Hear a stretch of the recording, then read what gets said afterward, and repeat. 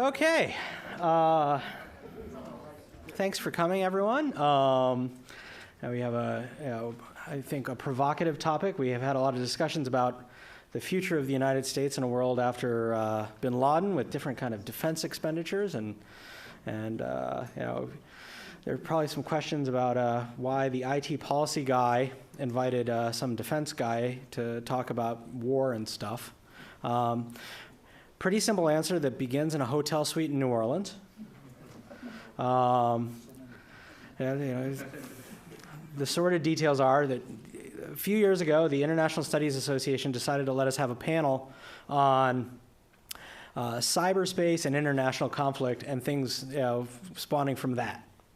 And we gave a set of papers, and Dr. Vacca was one of the guys who submitted a paper, and I was it was good academics too. I sat as a discussant or chair or both because it was a small panel. And they put us in a hotel suite in a very tiny room and said, who will come to a talk about cyberspace and international affairs and conflict? It was a very full suite. I mean, it wasn't as full a suite if perhaps Aerosmith had been throwing a party there, but it ended up being a very full room. And I think everyone was very impressed that it was a very full room for this very odd topic. So, and Alex gave a great talk about conflict, something that he has to think about working for a large defense concern, which I'm sure that he will say he is not speaking officially for today. I think that's in the program as well. But long story short, Alex wrote a paper last year that I thought was very impressive, where he basically said, we prepare for this big war stuff, and we do these small wars far more often. And we don't think about them in a way we should, and we don't prepare for them in a way we should. And he made some very provocative arguments about how the Defense Department should think about the conflicts it ends up being in. Now, not to steal his words. So with that, I thank you for coming to the Baker Institute. Please come out. I know we have far too many luminaries and notable speakers for everyone to come to all of them, and it's been an especially busy semester this semester. But I will defer to the bio in the pamphlet on Dr. Vacca, other than to say that he's a fellow mixed social scientist, and leave it at that. So, Alex Vacca, everyone, thanks.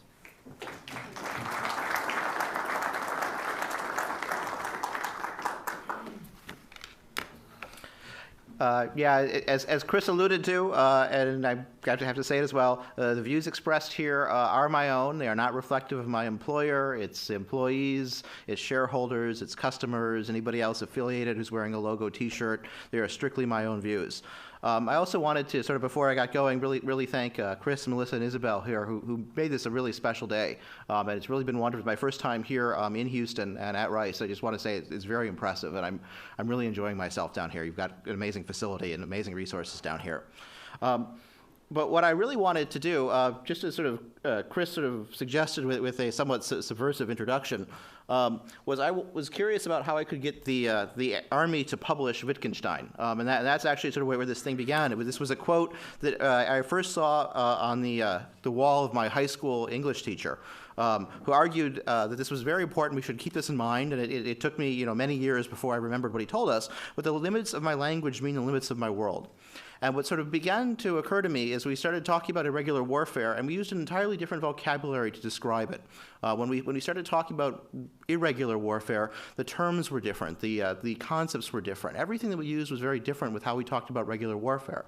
And I began to wonder, does this distinction between irregular warfare and regular warfare make a lot of sense? And where did this distinction come about?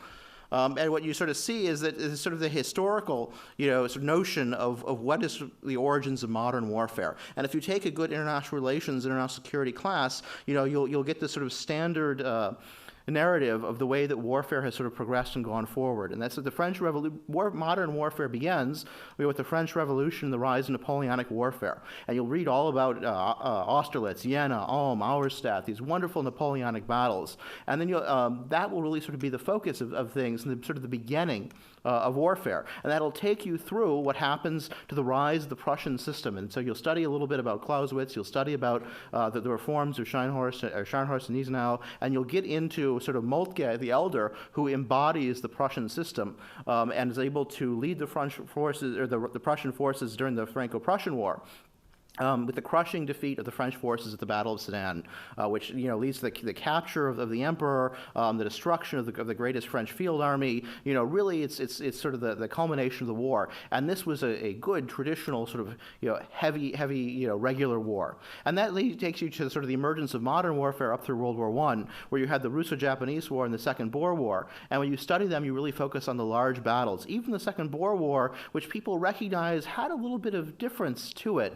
You began with why did the British lose some of their first major conventional battles, and how did Lord Robertson, when he got in there, reform the British, change the tactics a little bit, and go off and win some major battles. And so the history of warfare up to this point, and once you get into World War I, then you're totally focused on regular warfare. But it's all this sort of narrative that you can tell, sort of talking about these sort of large set-piece battles. Except the trouble that I found is you look at these wars, you discover that even in these wars, irregular warfare was actually an important part of it. The French Revolution, you have an important occurrence called the Counter-Revolution of Vendée, which we're going to talk a little bit more about as I go forward. That was in many ways co-equal with some of the Napoleonic battles in terms of the lessons it taught the French and the effect it had on the Revolutionary War. You also had the rise of the Prussian system in the Franco-Prussian War, but you realize the Franco-Prussian War didn't end with the capture of the emperor. Instead, what happens is the French government under Leon Gambetta reforms and says we're going to go off and we're going to continue to fight. They form something called the Government of National Defense. They raise new armies, and the Prussians spend the better part of a year running around France trying to bring these new armies to battles and can't. And the Prussians are very, very frustrated. And finally, the Russo-Japanese War is a topic that actually I could talk about at great length, and so I won't. But the Second Boer War, after the conventional warfare largely grinds to a halt, and the British, win it by defeating the Boer field armies, the Boers adopt very different tactics, and all of a sudden, the British are sort of drawn into an irregular war, as late as 1902. And of course, we've heard, the modern historiography of irregular warfare, looking at Vietnam and sort of thereafter, I think is pretty well understood. But you look at this sort of overview of history, you realize that irregular warfare is not a new thing. In fact, what we began to think of as irregular warfare has existed at least since the dawn of modern regular warfare. And oftentimes, there are elements of the same thing. You could go to World War I and you could say, yes, the Western Front looked one way, but battles on the Eastern Front were conducted in a somewhat different way. And certainly if you go off and look at what Lawrence of Arabia was doing and Allenby was doing down in the Ottoman Turkish Empire, you see very different kinds of battles. And so you see that these things sort of coexist. Now, why do they coexist? And that's that I want to get warfare sort of overall, go back to what Clausewitz said, war is an active force to compel our enemy to do our will. That is warfare. And you start to say, well, what's different about this in irregular warfare? And you realize nothing is different about this in irregular warfare. If the opposition in some of these particular wars, even if we go forward to Iraq and Afghanistan today, if they could defeat U.S. forces by using regulation 1870 cavalry tactics, they would do it. They are looking for any use of force that's able to compel their enemy to do their will. That's what warfare is really about. Everything else is simply a discussion not of strategy, not of military operations, but of different kinds of tactics.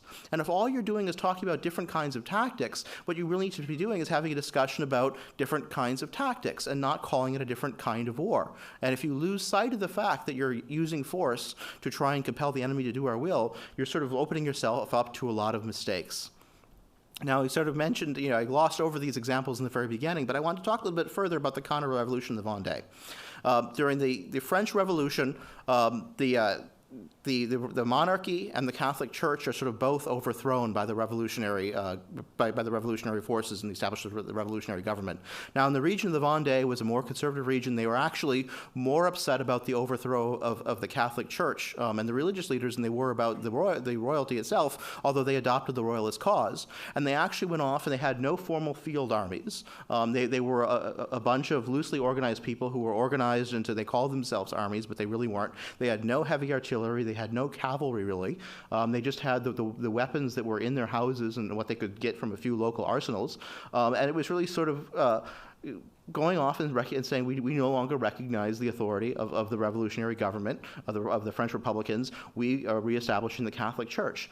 And the Republicans were somewhat dismayed by this. And during the War of the First Coalition, in which they were fighting sort of conventional battles against the forces on their eastern frontier, they send into the region of the Vendée a Republican field army, which disappears. The irregulars, the Vendéan irregulars, they ambush them. They divide up into small groups. They do not fight large set-piece battles. A few soldiers will go off and do ambushing, sniping, and then disappear. You try and chase these down by sending small groups after them. Your small groups never come back. Your field army gets smaller and smaller. You keep going off. You keep occupying things. There's no capital city to take. There's no general to take. There's no king to capture, and the army simply disappears. So they send a second army in. Same thing happens, and they actually realize they're actually in a bit of a problem here because they have no way of dealing with this. And so the French Republican military is writing back to France about how this is really a difficult problem. They don't know what the solution is to this, and they come up with, well, maybe we just have to go around and kill lots of people. And so the historiography of the Vendée, when you read it in the English language, it really sort of talks about the beginning of a deliberate campaign of genocide in a Western European country, and they would go into towns. They would round up the women and children, more importantly than the men, because the men would usually escape. They would kill them in really actually horrible ways. They'd burn the crops. They do all these things, not because it was a way to actually win a battle, but because they thought if eventually we can grind away at every single one of these towns and eliminate them and eliminate the population, we eventually will put an end to this insurrection. Ultimately, they have some success doing this, but they keep getting ambushed, and what ends up happening for the French Republicans, that in a way was a bit of good fortune, is that the Vendéans didn't realize that they themselves had hit upon a rather interesting set of tactics, and so as they began to have more success, they began to shift to what they thought was going back into regular warfare. They went off and they laid siege to the town of Nantes, and they did that without any field artillery and without a lot of the heavy siege equipment that you would need, and they actually exhausted their forces trying to storm a Republican fortress, rather than going off and using small group tactics, ambush, and other things like that to go off and deal with them. Once their forces were exhausted, the French Republicans came back and continued their campaign to sort of wipe people from the Vendée. And actually, at the time, you get a shift in French writing. They stopped calling it the Vendée and started calling it the Venge. Vengeance was the French word. And that was what they named the area. And it was just simply a matter of going off and eliminating the towns, eliminating the people, men, women, children, everything. And eventually, they thought this was a solution. And this goes on for the better part of 10, 15 years. And it actually, even when Napoleon takes over, he's still trying to tamp down bits of the revolution over there. It takes a long time and eventually ends with this total exhaustion of the people. The interesting thing is the historiography of this part of the French Revolution is very minimal. If you go off and you read the books on revolutionary tactics, proto-Napoleonic tactics, you will read about the Vendée as a bit of a footnote while they're going off and talking about the wars of the First and the Second Coalition, which use sort of more traditional tactics. The Franco-Prussian War ends up being, this great example of the triumph of regular warfare. And certainly, if you go off and you take the standard gloss of what happened in the Franco-Prussian War, you read about the great Prussian set-piece battle victories in Sedan, Gravelotte, Metz, and a few others, where Prussian armies engaged other French field armies, and using maneuver and artillery and cavalry, went off, brought these things to battle, and ultimately destroyed the French armies and these things. The trouble is that even though they'd captured Napoleon III, the government of national defense was formed, Gambetta, and he was actually backed with Giuseppe Garibaldi, came up out of Italy with an army of volunteers as well. And they said, we do not recognize the surrender of the French. We don't care that you have the emperor. We're going to keep fighting. And the Prussians didn't know what to do with it. And so you have Moltke the Elder, who went off and designed the Prussian military system and wins these series of tremendously successful regular battles. But he doesn't know what to do. And his letters back to the Prussian government are increasingly desperate. He doesn't understand what to do. He begins to ask for more troops. He eventually just decides that the only way to put an end to these armies, which are running around, they're sniping at Prussian formations, there's small groups, there are ambushes. The Prussians would again detach small forces to chase down these small groups. The small forces would never come back. They would be ambushed and sort of eliminated. So the only way to do this is to sort of mobilize the whole of Prussian manpower, not just the army, bring everybody in, occupy France, build fences throughout the countryside, tear up all the farms, burn down all the cities, execute all the people, and eventually you can pacify the French. This is a great and dramatic departure from winning a bunch of battles and destroying field armies. Instead, this is really how do you defeat a population, and the only thing you can come up with after all the tactics fail is you just have to eliminate the population entirely. And here again, we see something else intriguing happen. The only reason that the Germans or the Prussians end up winning this war is the government of national defense changes its strategy. They've had some successes sniping at the Prussians, but they themselves are not really taking back their country. They're sort of in this sort of nasty stalemate, which is exhausting to the Prussians, but is not having any results for them. And so they shift their tactics back to try and form a bunch of regular battles again. And so they go off and they engage the Prussians, the battles of Le Mans, Saint-Quentin, and La Seine, and they're defeated because they lack heavy artillery, they lack cavalry, they lack all the major equipment. They just have men with rifles who don't understand large group formations, amateurs really, with a few professional officers sort of sprinkled in to leaven them and guide them. But by and large, these are amateur soldiers. And so once they shift tactics to fight a major set-piece battle, the Prussians defeat them, and after that, that ends up ending the war, and the French come to terms. Now, when you read the historiography of the Franco-Prussian War, you will spend all your time on the set-piece battles, and you would get the sense, and you could be forgiven for getting the sense, that the war ends with the capture of Napoleon and the defeat of the French field armies. It doesn't. It goes on for 8 months longer during this whole time of occupation, and even no less a mind than Moltke the Elder cannot figure out how to end it. And finally, we have the Second Boer War. Now, this is a case where actually most of the historiography recognizes that this war was a little bit different. The Boer, I won't get into sort of why this war sort of breaks out, but what eventually happens is the Boers have some tremendous initial success. The British put in an army under Redvers Buller. It is totally defeated in a series of really nasty, disastrous battles over the course of a week of regular conventional battles, and the British appear to sort of be at wit's end. Instead, what happens is the British replace commanders. They bring in Lord Richardson. He comes in. He fights. He brings the Boer armies to battle. He takes the Boer capital, and officially that's the end of the war. Except what happens is the Boer farmers go off and they have their rifles, their own rifles.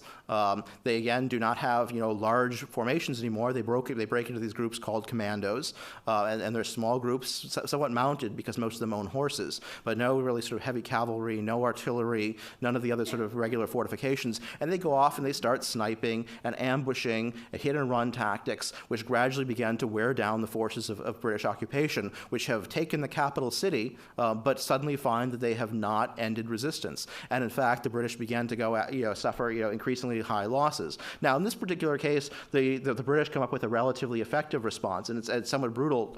And actually, they began to divide up the countryside. They began to burn down the farms. They actually take a lot of the Boer population, the civilian population, and they concentrate them in camps, which they call them concentration camps. And they actually go off and they reconfigure the South African countryside. And what happens is they win. The Boer resistance begins to break down, but the British public turns against the war, and they really can't believe that this is what's going on. And so it ends up being a very unpopular war in Britain, even though they end up finally winning. The negotiations there really sort of set up the Republic of South Africa in a somewhat different situation than sort of the other British colonies. And so even the peace is somewhat changed because the British themselves are not comfortable with the tactics that they used to eventually go off and defeat the Boer commandos. But they did defeat them.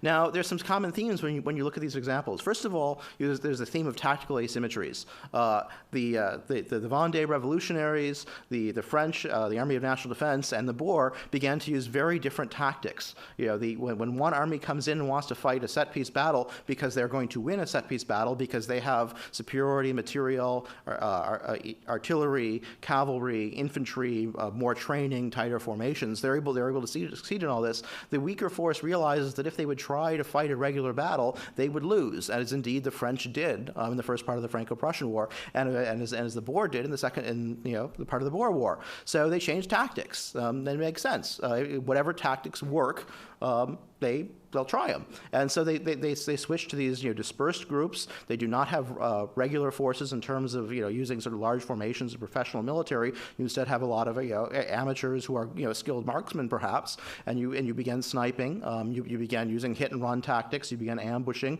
You began playing tricks. You do not try to bring your enemy's field army to battle. You just pick away at the sides, and you make it very costly for them. You make it very uncomfortable for them, and you never quite give up. And so what happens is you have a preoccupation with tactical innovation. The military writing, if you look at the French Republicans, if you look at Moltke, and if you look at the British, they stopped talking about the strategy of the war. They spent all their time talking about tactical innovation. If the enemies have an irregular tactic, how can we develop a tactic that's better than that? And so the whole focus of the battle shifts from how do you go off and win the war? Remember, war is an active force to compel the enemy to do our will. You're no longer talking about compelling the enemy to do our will. You start shifting to how do I counter these tactics? What tactical innovation do I need to deal with another tactical innovation? And so what you end up with is strategic confusion at best, or strategic absence at worst.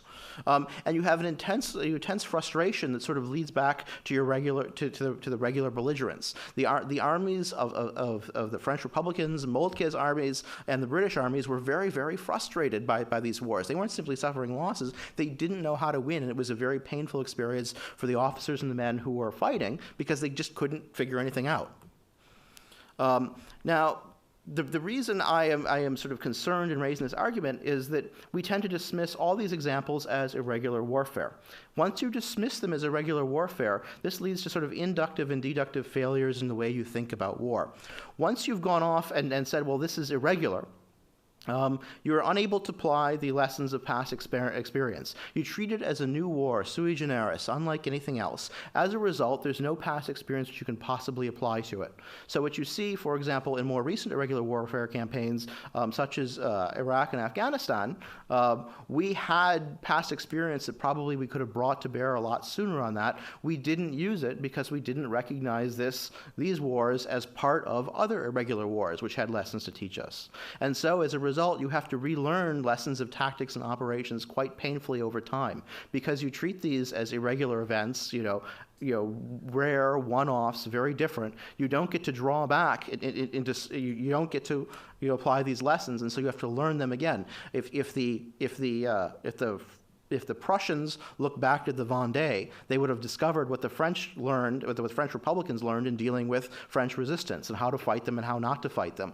And if people are ambushing you, do not divide your force into smaller and smaller forces and try and go chase down those who ambush you, because all you do is set yourself up for another ambush. This lesson comes over and over again, but you have to relearn it every time because you don't recognize this part and parcel of the same thing. You have this preoccupation with tactics, as I mentioned before, and you have the strange disjunction between civil and military strategy. And so one thing that I noticed, which is not part of my overall argument, but it seems strangely suggestive, is that if you go back to read Clausewitz, Clausewitz talks about war as being, inherently political and being set up for political objectives. And he says if you remove the political governor from war, war will lead to, total war, which in the Clausewitzian extreme is just absolute destruction. And what you end up seeing is this is precisely what happens. Once you have, said we're going to focus on tactics only, once you forget about the strategy, every example shows the military by itself can think of no other option other than the complete and total destruction of the enemy's population, from the Vendée into the Vendée. you had Moltke the Elder who was talking about these giant cauldron battles, which is how he planned to fight the French. And he ends up talking about in his letters back home to the government, Exterminationskrieg, extermination warfare, as the only way to go off and deal with the French, because there's nothing that can bring them to battle. You have to go off. And these were the terms he used. In the case of the Boer War, you had the emergence of the term concentration camp, and you went from set-piece battles that were going off to bring the Boers to heel to how do we round up and pacify the entire population.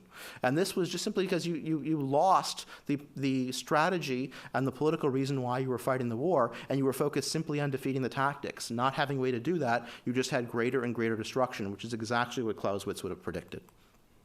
You also have inductive failures. And this is, once you've gone off and declared something as irregular warfare, you exclude it from your knowledge base of regular warfare. So you've actually learned lessons from this irregular war, but rather than going off and filing it away in terms of, lessons learned in war, you say, well, this is an irregular war. It's not regular. We don't have to incorporate these lessons into our broader body of knowledge about warfare. And so we will write an interesting military history, and perhaps if a military historian happens to read, if they're interested in the Vendée, they may happen to read about tactics, but it's not really part of the historiography of warfare at the time. If you're interested in the Franco-Prussian War, you have to look really, really hard to read about the second phase of the Franco-Prussian War. Everybody can read about Sedan and Metz and the big battles, but these other parts of the war are filed away separately. A few military historians and specialists may know about them, but by and large, the security studies community does not, even though they know about the Franco-Prussian War. It's a triumph of sort of Moltke's set-piece battles.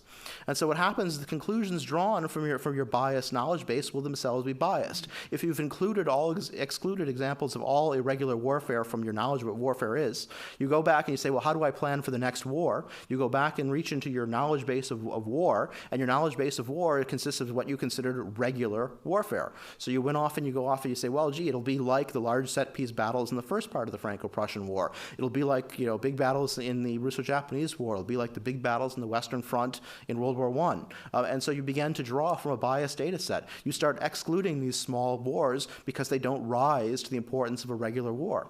Instead, you're simply looking at a subset. So every time you do this, then, and you're faced with an irregular war, you don't have anything to draw back on. And the historiography is very episodic. It's not a holistic thing.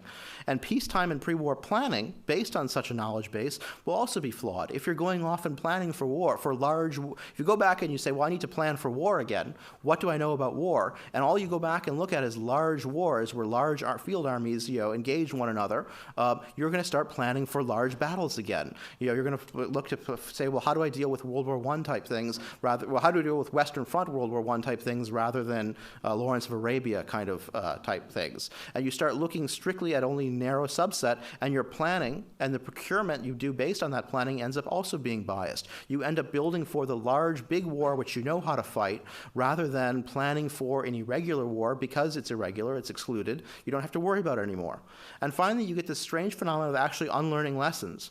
If you read the lessons drawn by the military historians about the Napoleonic period, one of the first terms you learn in your sort of bad French, focused on military terminology, is the levée en masse, which is how Napoleon's actually able to raise big armies. You don't learn anything at all about guerrilla warfare, when in fact the very term guerrilla warfare comes up because of the resistance to the Peninsular Campaign that was fought by the Spanish against Napoleon.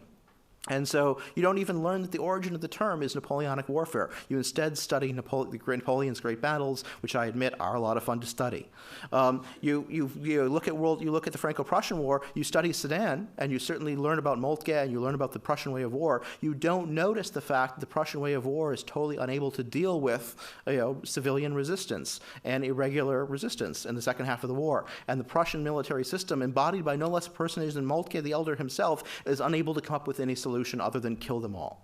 British and tactical retrogression of 1904-1914, you had the British army coming out of the Boer War that was actually a pretty sophisticated army. In addition to the things they did with dealing with the civilians, a lot of Robertson's reform actually helped place the British army into a relatively modern field army. Except what happens between 1904 and 1914 is they systematically forget these lessons. They go back to actually using older infantry tactics, which lead them to disasters actually in World War I.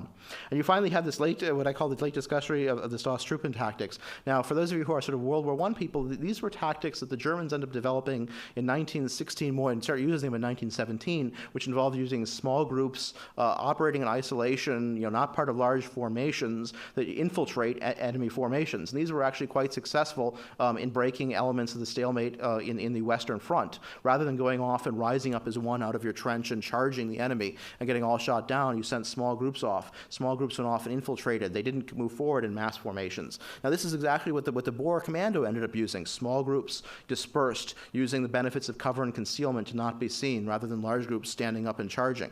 Now, if you'd paid attention to what the Boers had done, these tactics probably would have emerged a lot sooner. Instead, it takes the Germans 3 years of stalemate to actually figure out, hey, wait a minute, maybe this could work again, and in fact it does. Now, why is it that this happens? Why do we want to call things irregular warfare versus regular warfare, and why do we systematically sort of forget our history? I have some conjectures on this. In the paper, I don't really go into this in detail, but obviously this is the question you want to be asking. Part of it is sort of the intellectual hegemony of those who sort of deal in regular warfare. And you sort of read the importance of Clausewitz and Sun Tzu and even sort of more modern theories like the Revolution in Military Affairs, which really sort of focus on the importance of winning large battles. I mean, in some ways they're more exciting to read about. In some ways they may be more reassuring to read about because they offer perhaps more sure answers. And so the power of these ideas are such that when somebody comes up and says, I think there's a different way of fighting here, I think our enemies may use different things, they're simply shouted down. And actually, if you read some of the work done in Millennium Challenge, where General Paul Van Riper went off and he was playing the Iranians in a hypothetical example.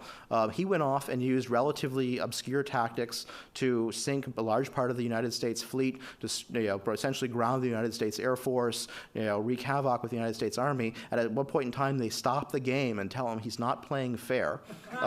They refloat the U.S. fleet. They redo the aircraft. They replace Van Riper as commander with somebody else who's going to use standard tactics, and sure enough, the Iranians are very quickly defeated, and they regard this as a success. Now, this story can be found in Andrew Krepinevich's 7 Deadly Scenarios, and it was also in Krepinevich's Foreign Affairs article based on the book. I would suggest you read it. It's very interesting how these sort of theories of the way war should be fought so dominate military planning that if somebody steps out and does something differently, they're actually told to go away, that the enemies are not going to behave that way.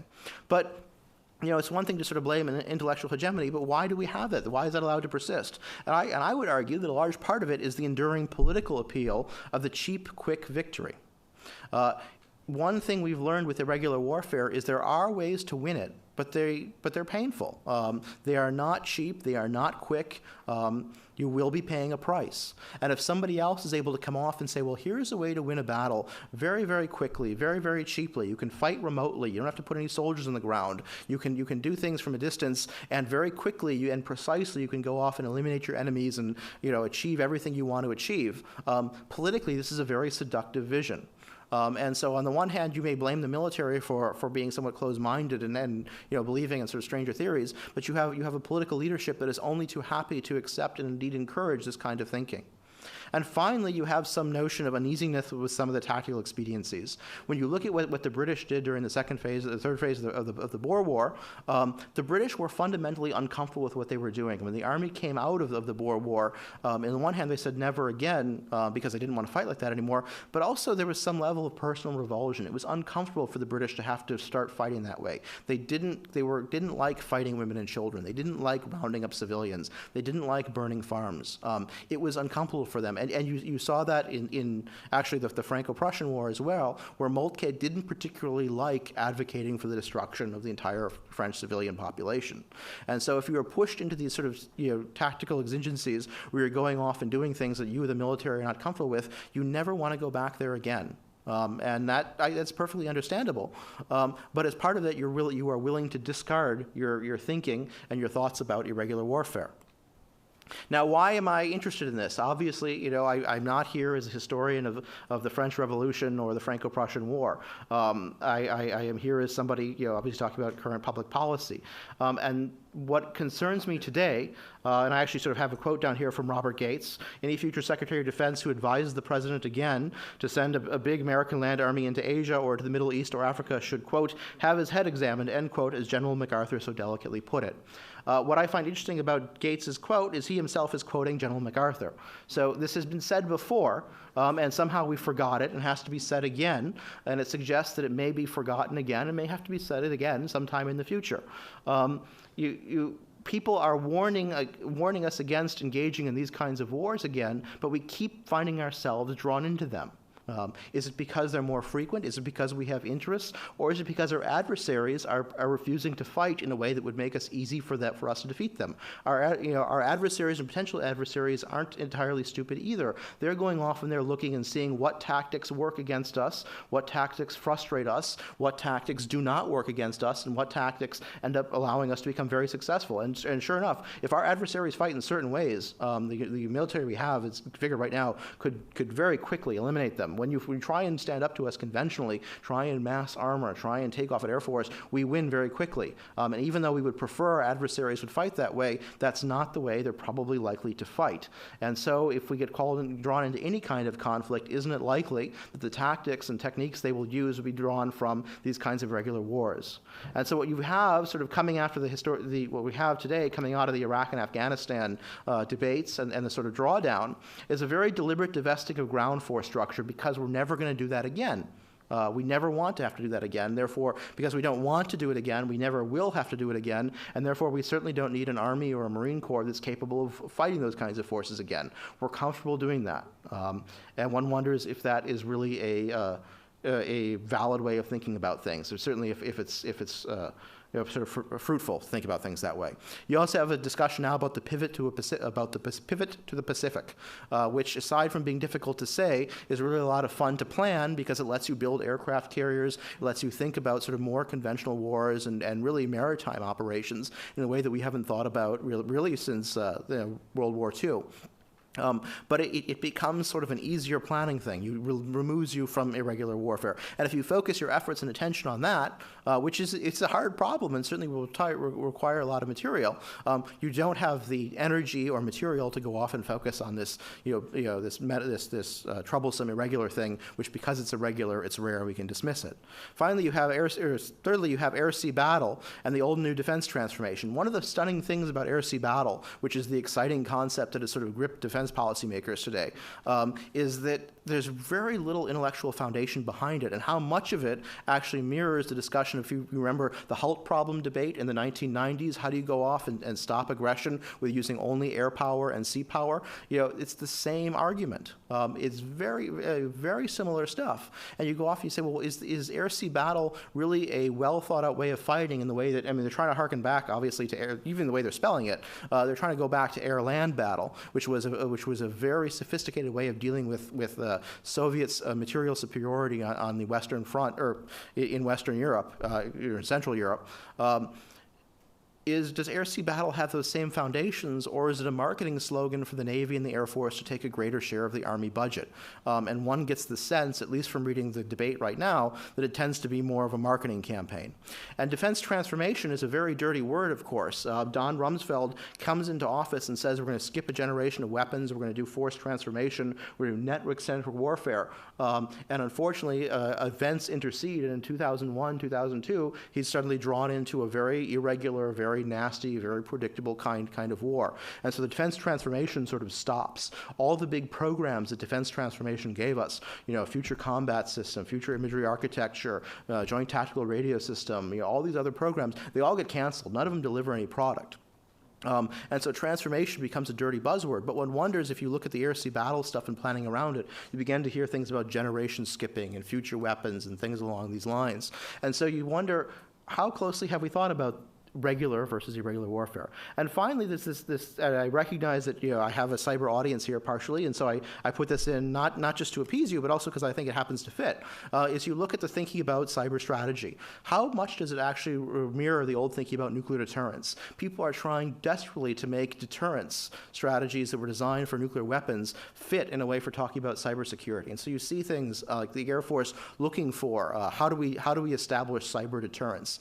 You've heard you've heard them talking about nuclear options and cyber warfare in these sort of nuclear terms. The vocabulary, the words that they're using, really sort of resonate with the nuclear stuff because that's the analog they know. That for them, that is the more regular analog to think about rather than cyber strategy, which I would argue is messy. It's very difficult to to grasp it, to understand how it's going to play out, to sort of plan for it. Much easier to use tried and true knowledge of nuclear deterrence, which actually people are very familiar with.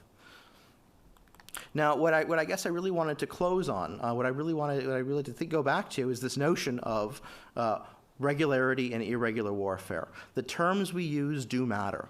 If you simply describe something as irregular, you've already tossed it out from your knowledge of history. You've thrown it away. If it's irregular, it's a one-off. You don't have to worry about it anymore. If it's regular, however, it becomes something you do have to concern yourself with. It's something that's going to be recurring. It's something that you're going to have to develop a solution for because you're going to have to employ it over and over again.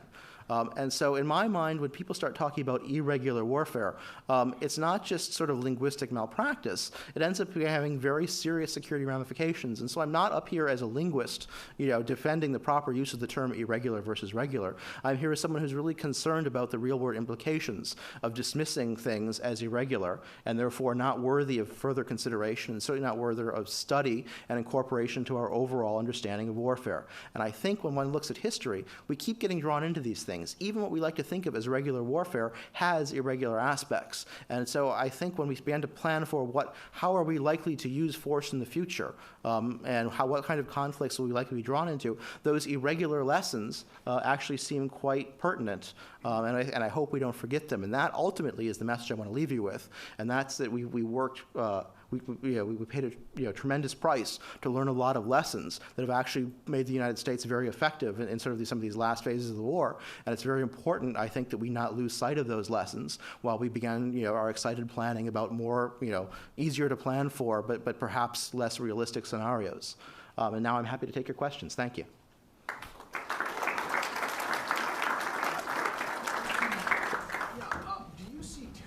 As a subset of irregular warfare, how do you equate the two? I mean, I remember reading an article in recent years that said that in the future, there weren't really going to be state actors. You weren't going to see state-sponsored warfare. You were going to see these sub-actors within countries, Al-Qaeda and others, and different terrorist groups fighting for their specific causes. You weren't going to see state-sponsored warfare. How do you equate the two, terrorism and irregular warfare? And do you consider terrorism a subset of that? I would consider terrorism a subset of that. I mean, I think of terrorism as a tactic. If those who are using terrorism against us could defeat us in other ways, they would try and do so. They've just found this is a particularly effective tactic to getting our attention, and one that we haven't been able to develop pretty effective responses for yet. So whether terrorism be practiced by non-state actors, state actors, proxies, is in my mind sort of a question of strategy. And so we have to go back to using force to compel the enemies to do our will. How do we want to compel these enemies to stop striking us? Sir.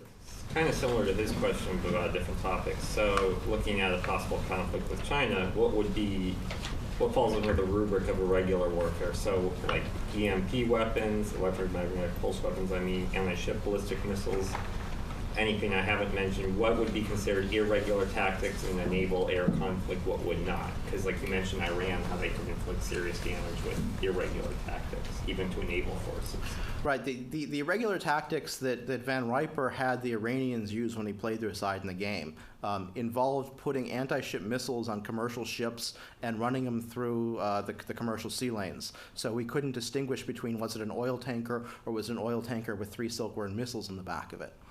So that was kind of how he played it. As a result, we when the blue forces went in, they lost a good chunk of their Navy because they were unable to distinguish between friend and neutral. They're certainly unable to open fire on neutral shipping in the event. So when you talk about specific adversaries, it gets a little bit harder, I think, to frame the question. I certainly think that any potential adversary is probably unlikely to face us in ways that they believe that we could easily counter.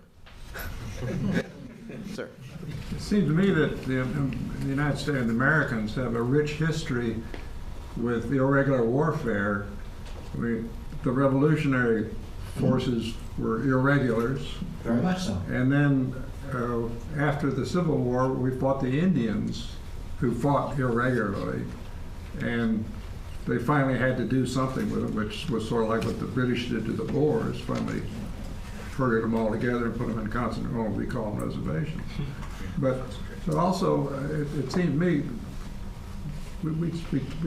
if we forgot anything, we forgot our own history. I mean, Sam Houston was using irregulars against the Mexican army, and he won the battle.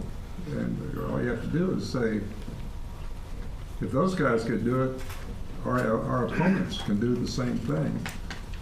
And we ought to know better.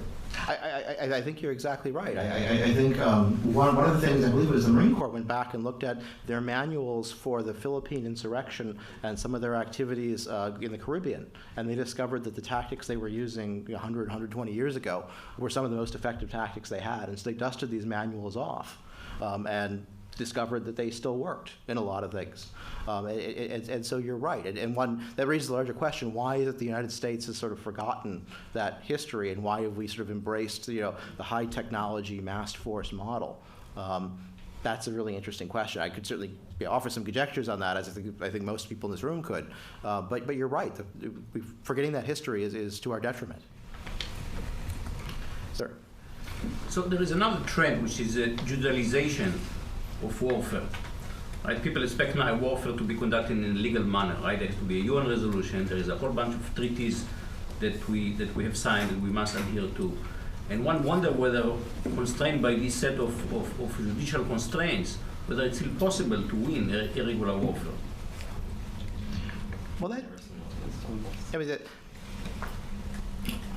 it's certainly a lot harder to win it if you believe the only way to win it is what the British ended up doing against the Boers, and what the Prussians ended up wanting to do against the French, and what happened in these other examples. The Indian Wars are another good example. If there are ways to win it without doing that, and I think what we're seeing in Iraq and Afghanistan is there are tactics that are relatively effective at dealing with tactical problems that don't involve in going to those kinds of means, but they're coupled with a much more of a state building is probably the wrong term, but they're certainly with a much more of a diplomatic and social capital building type strategies for which the military is not really the executor. I mean, you have other groups coming into these situations working hand in hand with the military forces, where the military handles the military problem, and these other groups say, this is not a military problem, we're actually still trying to compel the enemy to do our will, but we're not doing it through force, we're doing it through diplomacy, we're doing it through aid and capacity building. And is that an effective way of dealing with it? Probably so, it seems like, but it's certainly expensive and time-consuming, and it may not work against all levels of adversary. This is our, in my generation, the winning the hearts and minds strategy. Do you think it's ever going to work? I think it has worked in some areas.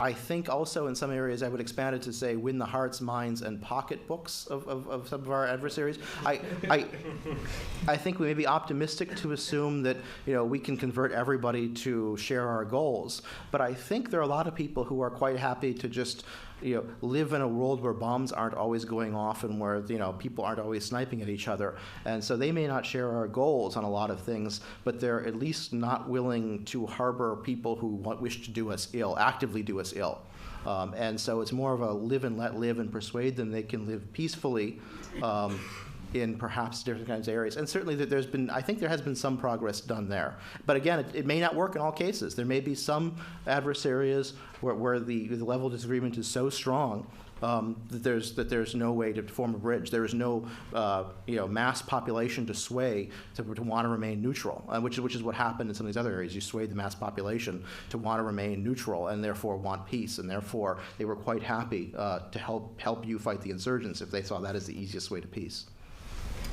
Sir.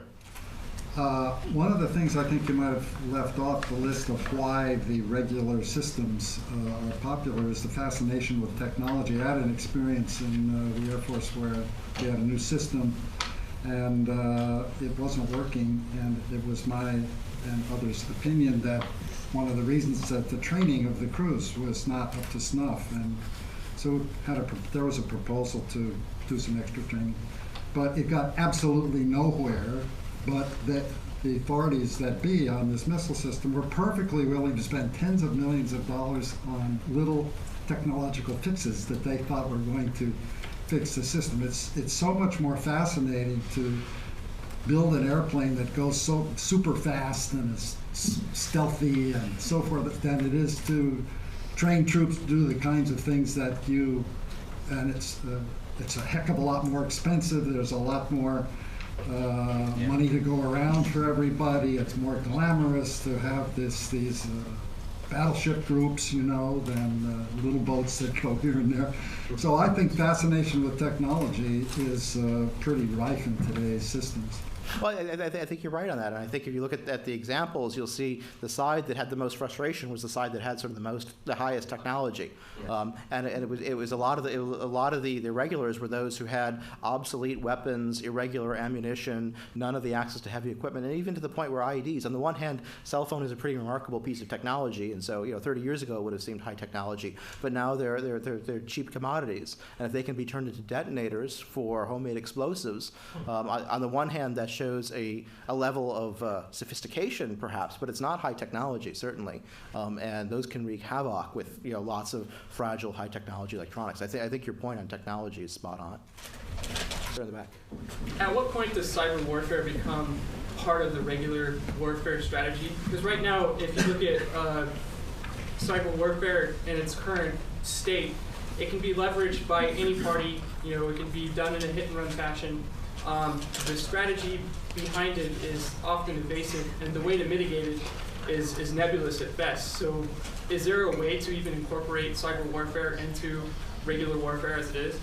Well, I'm sure someone will think of one, but what I worry about cyber is that it's so new that our definition of what it is changes every time somebody uses it differently.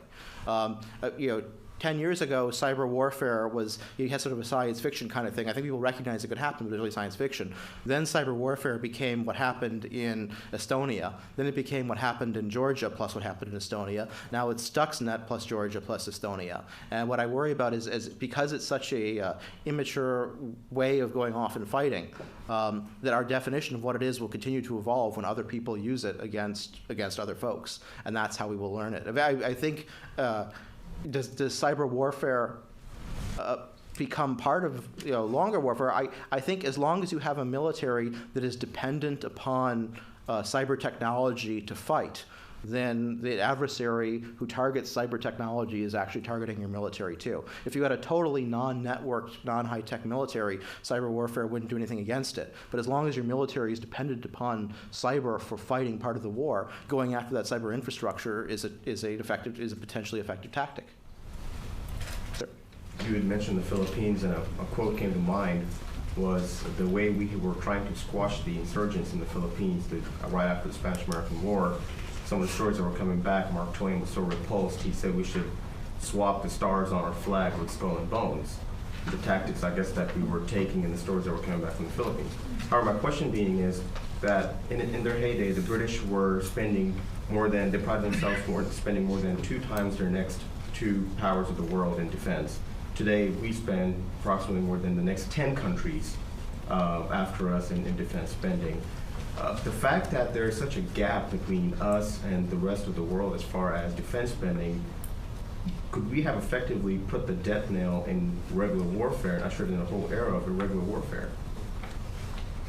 Well, you're sort of asking a couple of questions there. I think the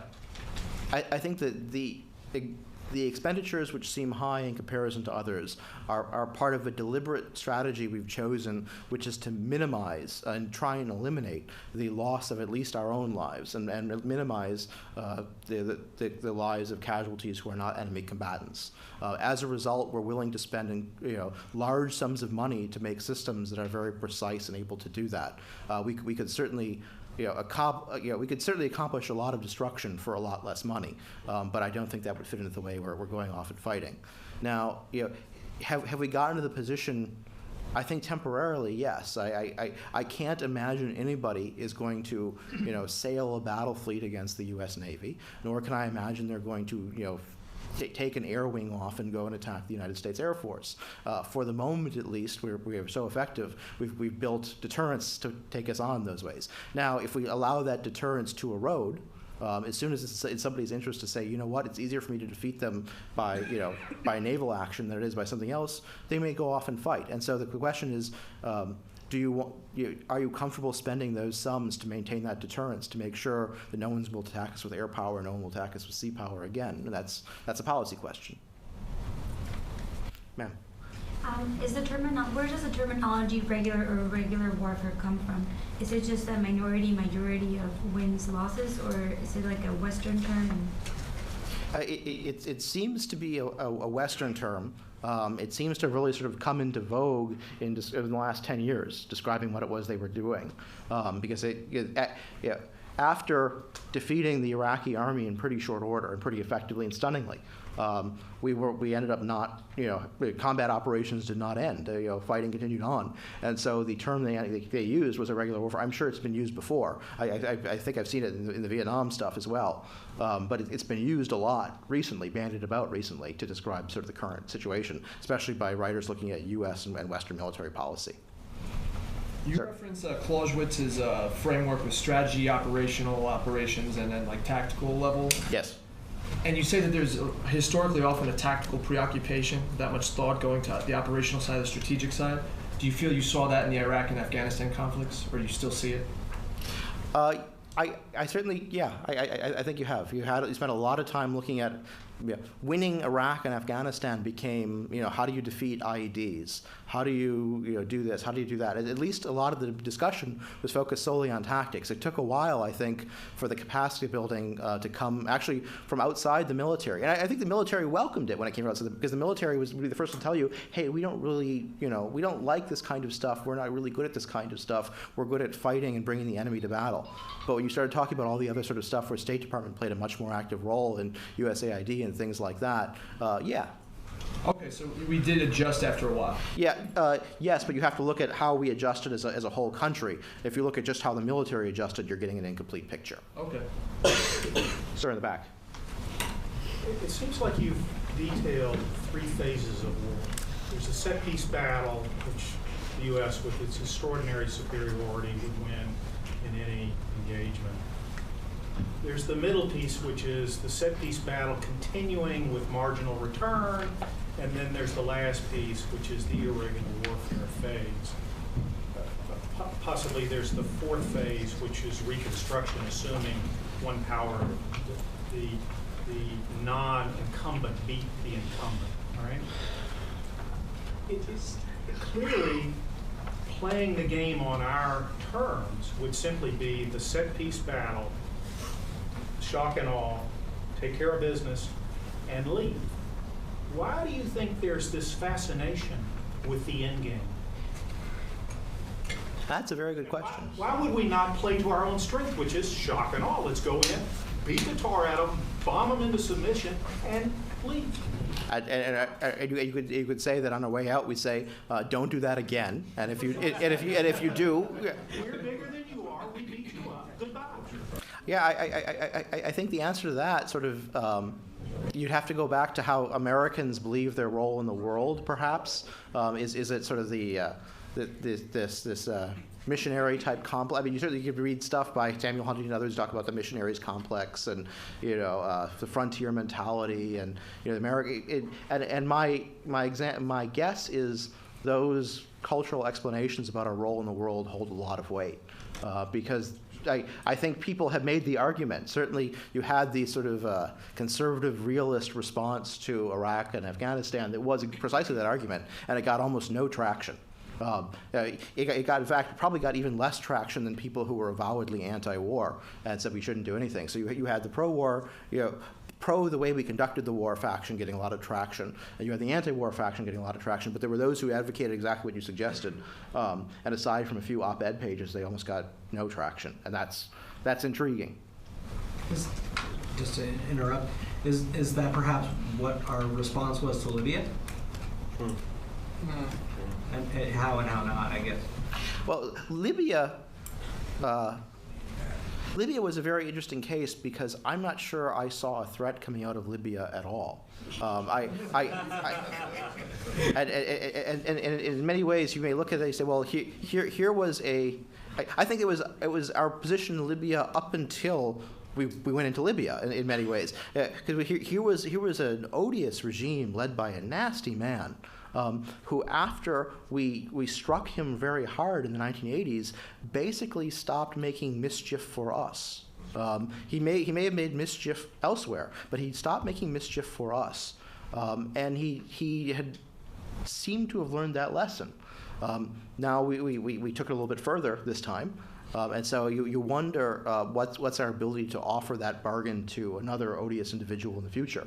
Would they ever trust us again if we would come in and say, all right, leave us alone and you're free to do what you want? But Libya is a really intriguing question. The first George Bush did the shock and awe in Iraq and got out, and he got unelected for that. In other words, that was uncool. In the final analysis, everybody applauded when it happened, but it immediately taught the one-term president. And the second one came in and did it the other way and kept it going and tried to reach out to the Iraqi people, bring in help the Iraqi people get back control of their homeland. And that didn't work out too well for him either, in the final analysis. He was elected. What now? He was elected. He was reelected. And for a period of time, and then, I don't know, it just kind of went downhill from there as the war went on. I don't know. I toss that out as for the practicality. The question above that came about whether or not shock and awe and get out is an appropriate response in a country like ours, and I'm not sure that it is. Yeah, and I think if that's the case, then you have to go back to what is it about American political culture that would let a president who take that state lose an election. Although I think the tax situation had a lot to do with it too. But certainly, yeah. There may have been other things. Ma'am. Well, we have works like Clausewitz's Principles of War, Sun Tzu's Art of War. Do you think anyone would ever come out with like a work about fighting irregular warfare? Well, I think what's interesting about Sun Tzu and Clausewitz is, depending on how you read them, they're they have a lot to tell you about irregular warfare. Because they tell you to stop focusing on the tactics and start focusing on why it is that people are fighting and how they're controlling their fight. That's what Clausewitz does, and Sun Tzu talks a little bit more about intelligence and deception and things like that, which also I think are relatively important. What I worry about in some ways is that Clausewitz and Sun Tzu, in part because nobody ever actually reads them, they just read a few quotations out of them, and also because they are very dense. Clausewitz is dialectic writing. Sun Tzu is these weird little aphorisms strung together. It's really easy for someone who has an agenda to write a summary of Clausewitz and Sun Tzu in such a way that it looks like they're supporting major theater war or regular warfare or anything like that. So in some ways, I think you could argue that, like any great piece of philosophy, they can be used and abused. And so I don't think we need another great piece of philosophy to be used or abused. Sir. It seemed to me maybe it would help our thinking instead of thinking in terms of conventional war and the irregular war. We thought of it just as a continuum and different, as more a change in tactics, but not in strategy. The person fighting our opponent who's attacking us using irregular warfare has the same objective as one who, if he had conventional capabilities, would use that if he thought he could win with it. But knowing that he can't, then he uses the irregular. But we need to be thinking in terms of what does it take to defeat the opponent, and that depends on what he's bringing against us. Yeah, I think Steve Biddle has just done some fascinating work on modern tactics, and his study of the Lebanon of the Israeli campaign in Lebanon, the Israeli campaign in Lebanon recently, is a wonderful illustration of just that. I mean, he builds this tactical continuum. He says that's really what you have, is you have these different kinds of tactics that you map along, but the objectives are the same all the time. So I think you're precisely right. And if you start confusing different tactics with different kinds of war, that leads you down all sorts of bad rat holes. Sir. Can you think of examples where irregular warfare has been used other than against an occupying force? I'm sure I could. Nothing's springing immediately to mind. I mean, that's one of the things that makes it hard to think of it just as a continuation of a set-piece kind of warfare. It's unique to that situation. The side that's pursuing irregular warfare, their objective is typically to get the other people to leave. Right. Necessarily to defeat them in large Special forces. Special forces. That's an excellent example. So he gets the credit for thinking of it. But yes, you can go off and do that. But I think you're right. Largely it is. I mean, in the case of the Vendée, it's a little bit different because they sort of set themselves up as their own autonomous, loyal to the King of France, and therefore they were the real France, and so they were invaded by the Republicans. But yeah, that's an excellent addition. You're right. Do we have time for maybe one more question? Sir? Do you think Israel's going to attack Iran? Is that right? Look, I don't claim to be an expert, but certainly as one who's been reading the news, I think they've been doing it already. I mean, some of the actions that have been taken, against the Iranian nuclear program are not. I mean, I don't want to attribute that to just a fickle finger of fate and random chance. I mean, it certainly seems like people are trying desperately to slow that thing down without having to resort to a larger show of force. And I think as long as the Iranians continue to ignore the signs that people aren't happy that they're pursuing that path, people who are unhappy may pick more significant signs. It seemed to me that we are conducting irregular warfare against the Iranians by cutting off their bank accounts. We have a strategy, and we're using tactics that are irregular to force them to stop doing something that we don't want them to be doing, which is what warfare is. It's your definition, using force to make somebody submit to your will.